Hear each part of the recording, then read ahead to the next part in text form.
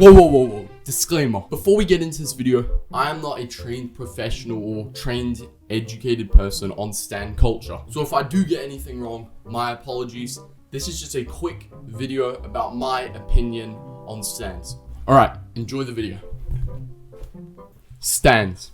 An overzealous or obsessive fan of a particular celebrity. And we all know them. Now, I know a lot of people have already spoken about stans, but I feel like when I'm watching them, they're very biased. Normally you have middle-aged people, like 20 years old, 30 years old, even 40-year-olds commenting on stan behavior, when most stans are kids. And while watching them, I think, well, they didn't grow up around these kind of content creators. They're just people who have experience, but they don't understand our point of view. Now, of course, there's a lot of different stans. There's K-pop stans, there's rapper stans, there's football stans, and then there's Minecraft stans, which I'm obviously going to be talking about today. Now, before we get into stans, let me just outline the basic idea of what Minecraft stans are. So you have Minecraft, a sandbox game full of creativity. Then you have YouTube, where people put creativity on the website. Put those two together and you have incredible content and lots of money. But as soon as you add Twitter and a bunch of 14-year-olds or even younger or sometimes older, it goes to hell.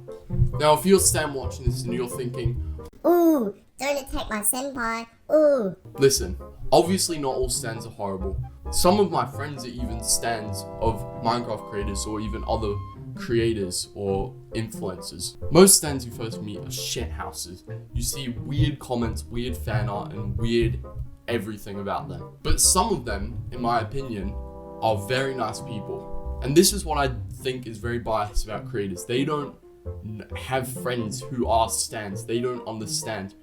They're just trying to be a fan of someone. Now, the reason I am talking about this is because some stans take it way too over the edge. And that's what I'm going to be talking about today. This is what I call the dark side of stans. Them sending death threats, tweeting about someone's dog dying over a piece of merch, or even going as far to just DM an actual person telling them to kill themselves and telling them that they're going to kill them or hunt them down. And then even before the stans of Minecraft, when I was just watching Dream, I was enjoying his content. He made great content. And then the Dream SMP came around, and it was great. It was incredible. It was like a new era in Minecraft on YouTube. But further down the line, I slowly had to take myself out of it because of how toxic the stans were in these kind of areas. And I haven't watched any of them just purely because of stans pushing me away from watching them because of all the toxic things they say and because of all the, well, people say it's cringe. There's a lot of cringe in the Twitch chats. If you go onto a stream, it's very funny, but it's just not my forte. So now I've ended up from being an absolute binge watcher to the Dream SMP to not watching at all, just purely because of the toxicity of stans around them. But not only this, from famous streamer Mizkif's words, stans are controlling content creators' lives. I started watching Dream back when he did the PewDiePie seed thing, which is when he blew up. And by watching him, you could tell he was making edgy kind of jokes about finding his location, finding his IP later down the road. And he was not stressing, he wasn't paranoid, he was having fun.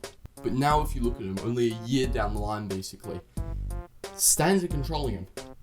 He has to apologize for half the thing he says because he's just making a joke, and then stans take it too seriously.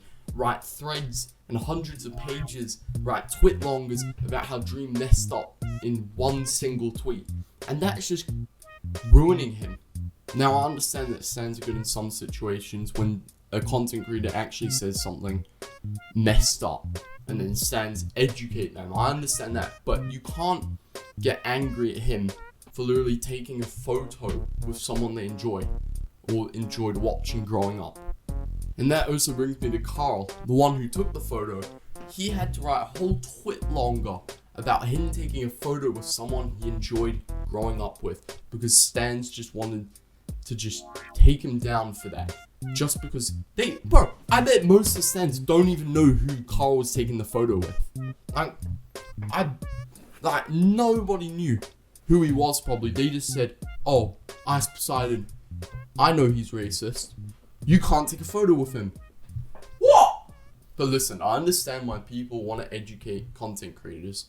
And I understand why stands are a thing. I just feel like as soon as you start setting your profile picture, creating a whole Twitter about them, revolving around them, if you don't even know them, or even making fan arts of minors, like doing sexual things in fan arts, that's when it has to be stopped. And that's why on June 21st, I will be starting a political party taking down the stands, and let's take them down forever!